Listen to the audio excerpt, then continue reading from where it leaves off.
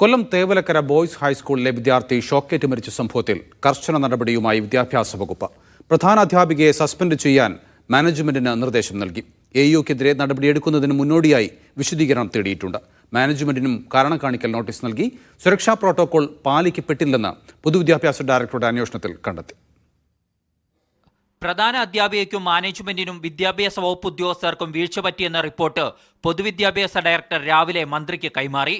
തുടർന്ന് മന്ത്രിയുടെ സാന്നിധ്യത്തിൽ ഉന്നതതല യോഗം ചേർന്നാണ് കർശന നടപടികളിലേക്ക് നീങ്ങാനുള്ള തീരുമാനം. പ്രധാന അധ്യാപികയെ സസ്പെൻഡ് ചെയ്യാൻ മാനേജ്മെന്റിന് നിർദ്ദേശം നൽകി. അധ്യയന വർഷം ആരംഭിക്കുന്ന സമയത്ത് കൊല്ലം ഡിഇഒയുടെ ചുമതല വഹിച്ചിരുന്ന എഇഒ ആന്റണി പീറ്ററോട് വിശദീകരണം തേടി.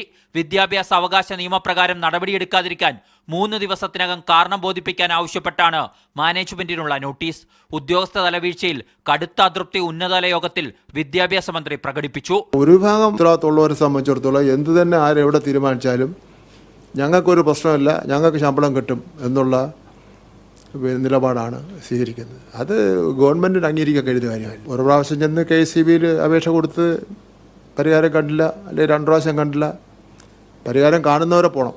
ഫിറ്റ്നസ് സർട്ടിഫിക്കറ്റ് നൽകിയതിൽ തദ്ദേശ സ്വയംഭരണ വകുപ്പിന്റെ നിലപാട് ആരായാനും വിദ്യാഭ്യാസ വകുപ്പ് തീരുമാനിച്ചു. കുട്ടിയുടെ കുടുംബത്തിന് 3 ലക്ഷം അടിയന്തരമായി പൊതുവിദ്യാഭ്യാസ വകുപ്പ് കൈമാറും. വീട് വെച്ച് നൽകാനും തീരുമാനിച്ചു. മീഡിയ 1 തിരുവനന്തപുരം.